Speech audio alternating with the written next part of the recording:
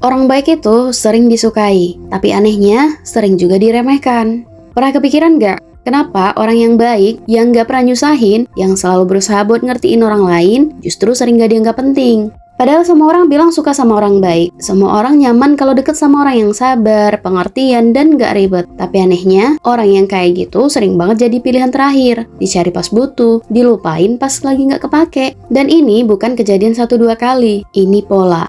Ada satu hal yang sering gak kita sadari. Sesuatu yang sering banget kita dapetin, lama-lama jadi terasa biasa aja. Awalnya, mungkin orang lain lihat kamu sebagai orang yang baik banget. Selalu bantu, selalu ada, selalu ngerti. Tapi karena itu terus-menerus terjadi, orang mulai terbiasa. Akhirnya, kebaikan kamu gak lagi dilihat sebagai sesuatu yang spesial. Jadi kayak, ya emang harusnya begitu. Dan di titik itu, orang berhenti menghargai. Bukan karena mereka jahat, tapi karena mereka udah terbiasa.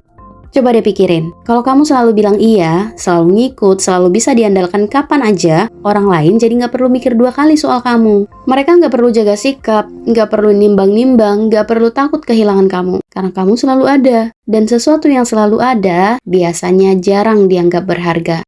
Banyak orang baik yang punya satu kebiasaan yang sama. Gak enakan, mau nolak takut, mau jujur khawatir bikin orang gak nyaman, mau beda pendapat mikir panjang dulu. Akhirnya lebih sering milih ngalah. Sekali 2 kali, orang lain lihat itu sebagai sikap baik. Tapi kalau terus-terusan, orang mulai baca pola. Tanpa disadari, mereka jadi tahu, oh orang ini bakal ngikut kok. Dan dari situ, posisi kamu mulai berubah. Dari yang dihargai, jadi yang disesuaikan. Ini agak pahit tapi nyata.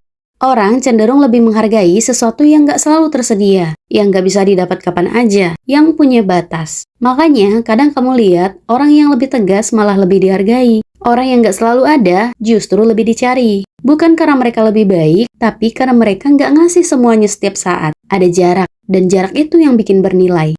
Kadang kita baik, tapi nggak jelas kita maunya apa. Kita bantu, tapi sambil nahan capek. Kita ngikut, tapi sebenarnya nggak setuju. Kita diem, walaupun ada yang ganggu. Akhirnya, orang lain jadi nggak benar-benar ngerti kita. Yang mereka lihat cuman, orang ini fleksibel. Padahal di dalamnya, banyak yang ditahan. Dan lama-lama, kamu kayak hilang di hubungan itu. Ada, tapi nggak benar-benar dianggap.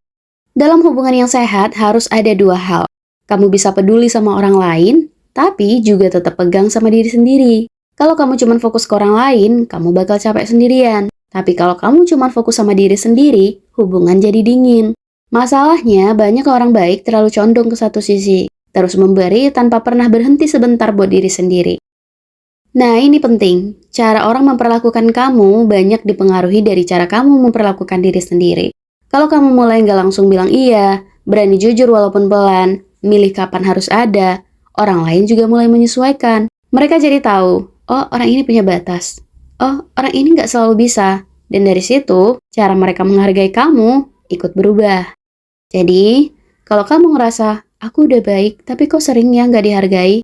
Mungkin yang perlu kamu lihat bukan kebaikannya, tapi cara kamu menjalankan kebaikan itu sendiri. Karena jadi orang baik itu penting, tapi tetap jadi diri sendiri itu lebih penting. Pelan-pelan ya, kamu lagi berproses.